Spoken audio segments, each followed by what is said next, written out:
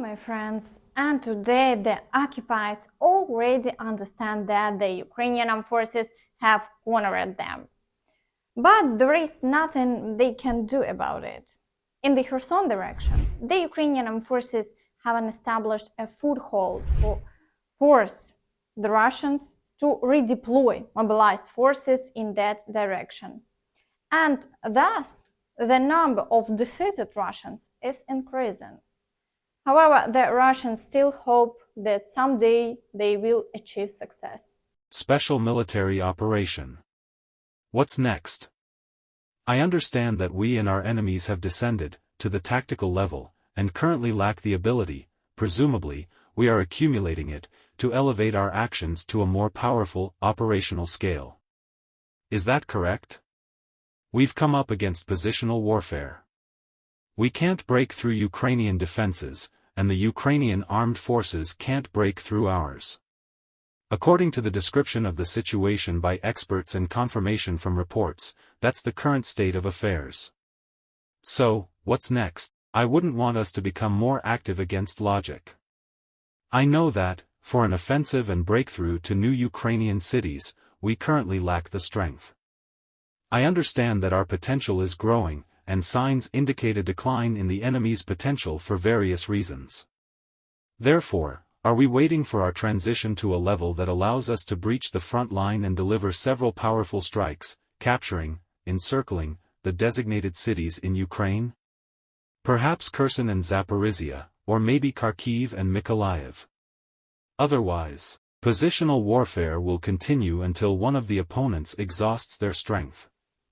I believe that will be Ukraine. In general, we await new results, but the Russians are so afraid of the Ukrainian Armed Forces that they have already started targeting gas stations. They argue that many Ukrainian soldiers refueled there, so they struck at gas stations, car washes, and residential buildings. At the same time, it should be acknowledged that the Russians have a significant number of reserves, and they don't have to withdraw troops from one direction to reinforce another. Therefore, in the Zaporizhzhia direction, after a 2-day lull, the occupiers have resumed offensive actions, attacking from both sides. As before, they are trying to break through towards Robotyne and are assaulting fields from Verbove in the direction of Robotyne. Despite the Ukrainian Armed Forces occasionally managing to repel Russian positions, the latter persist with such attacks, pushing them back again, leaving the front line unchanged, while positions in the gray zone change hands. Additionally, shelling continues along the entire front line, and there are currently no observed issues with Russian ammunition. In the Vuhledar direction, there is an increase in the number of shelling incidents, and offensive actions are once again targeting Staromaiorske. The occupiers seem restless, believing they can reclaim lost positions. Therefore, attacks persist daily, but so far we observe increasing losses for the occupiers with no successes on the Russian side. The Ukrainian Armed Forces are successfully holding their defense. In the Avdiivka direction, the situation is challenging around Stepove. The occupiers claim that the village is already in the gray zone. The Ukrainian Armed Forces haven't yet commented on this situation, but the battles in this area continue without interruption. In the southern part of Avdiivka, attempts by the Russians to enter the city persist, leading to intense battles. Meanwhile, near Severne, the most powerful wave of attacks has been unsuccessful. The Russians have failed to achieve significant breakthroughs and are currently limited to shelling. Battles in the Pervomayske area, accompanied by shelling on both Pervomayske and Netailove, are ongoing. As before, there is no success on the Russian side, and the front line remains unchanged. Additionally, it is reiterated that the Donetsk-Vuhledar highway is under the fire control of the Ukrainian Armed Forces, and there are reports of a vehicle belonging to the occupiers catching fire due to a drone strike. In the Bakhmut direction, the Ukrainian Armed Forces successfully repelled all attacks in the area of Bohdanivka, but battles are still ongoing near Ivanivske. In the Klishchiivka and Andriivka areas, the occupiers persist in their attacks, yet the front line remains unchanged. Despite the challenging situation, the Ukrainian Armed Forces report that the offensive actions are practically relentless. The sheer number of attacks is overwhelming, with one group reorganizing while others continue their advance. In the Kreminna and Siversk directions, the Ukrainian Armed Forces have repelled all attacks in the forest, and currently only shelling incidents are reported. The number of shelling has slightly decreased, and the front line remains unchanged. In the Svatove direction, the Ukrainian Armed Forces successfully repelled all attacks in the area of the village of Nadia. As a result, the front line remains unchanged and all offensive actions have been halted. In the Kupiansk direction, the occupiers were unable to capture Synkivka and establish a foothold near Petropavlovka. Therefore, today only shelling incidents are reported and all offensive actions have come to a stop. It seems that another reorganization is underway after significant losses. I'll remind you that yesterday it was reported that the Ukrainian Armed Forces has destroyed 1,330 Russian occupiers. These are already significant losses. Today we see that the front has indeed reached a deadlock. Zelensky has already mentioned this in his recent interview.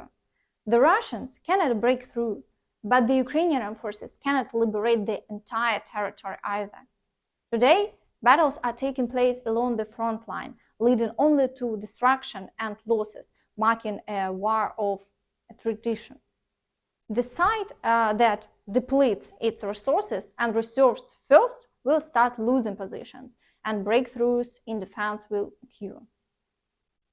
Meanwhile, Russian propagandists are discussing the cleanliness of San Francisco ahead of the meeting between Xi Jinping and Joe Biden. They claim Moscow is always clean. I've included images and videos of other Russian towns and villages aside from Moscow. Take a look for yourself. В США проходят два события. Первое – это визит китайского лидера. В этой связи мы видели принимающий город, его удручающее, мягко говоря, состояние. Вот эти кучи мусора, наркоманы, бомжи и все остальное. Мне понравилось, как мы видели в сюжете, как один американский политик, чтобы оправдать это, там в сюжете говорил: а что здесь такого? Ну, если к вам приходят гости, вы же наводите порядок дома? Ну, не знаю, если посмотреть на Москву, то, например, в Москве не надо какие-то дополнительные меры, дополнительную уборку проводить перед тем, как гости приезжают. Москва и так чистая. Здесь американцам можно дать просто совет, что порядок нужно поддерживать каждый день, а не убирать только тогда, когда гости приезжают. Может быть, и города будут чище, и порядка на улицах будет больше. Запад нам еще как. А как вы считаете, в чем он нам завидует? Во всем. Еще как завидуют, потому что нет такой в мире страны, которой бы нам не завидовали другие остальные страны. Завидует, конечно, завидует. Якутия, регион, где добывают алмазы. Люди ходят в туалет на ведро. В самом богатом регионе России, вот, где алмазы копают, золото, в таких условиях живут люди. Ребята.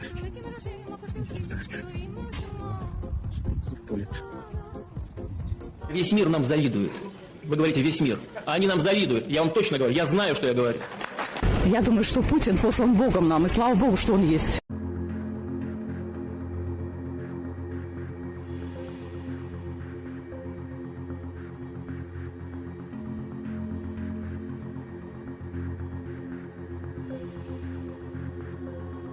Территория немного дальше ЖК «Западная резиденция». На земле четко выделяются следы колес грузовика. Meanwhile, Zelensky provided updates on the situation in the Black Sea.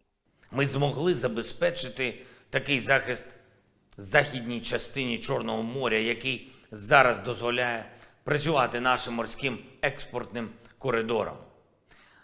Нової ваги зараз набуває і Дунайський регіон, теж критичний для глобальної безпеки.